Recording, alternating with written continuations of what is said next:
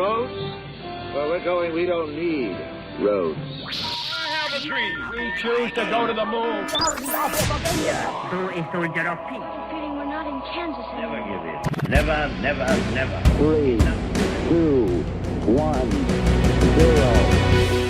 If I ask you to tell me the most interesting story about an event that has happened to you, whether funny, scary, or just interesting, I'm pretty sure you could come up with something throughout the course of your life.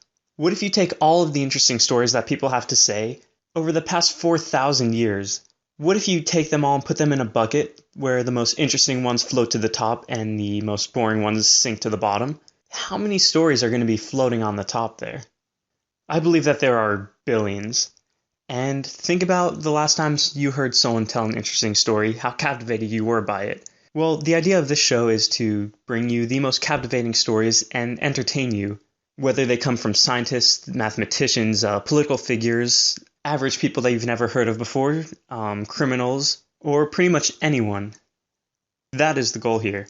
And when you search in Google for interesting stories, maybe you've poked around Wikipedia a little bit where you can click on any link you want and end up anywhere on the internet with access to any bit of information you could ever imagine. But how consolidated is it, and how easy is it to actually find interesting stories there?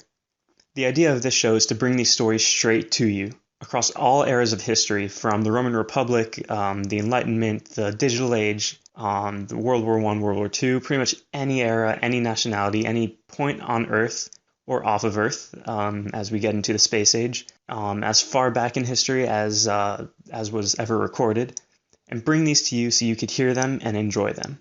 You will be amazed at what you can find out about people when you actually go and dig up and find research on them. For example, you think Thomas Young is the physicist who did the double slit experiment. Did you know that he was also partly responsible for deciphering the Rosetta Stone? What kinds of stories and struggles happened along the way so that he could decipher the Rosetta Stone? This is what I mean when I say that there are so many interesting stories that have happened in the past, and I hope that I could bring some of these to you. Thanks for listening.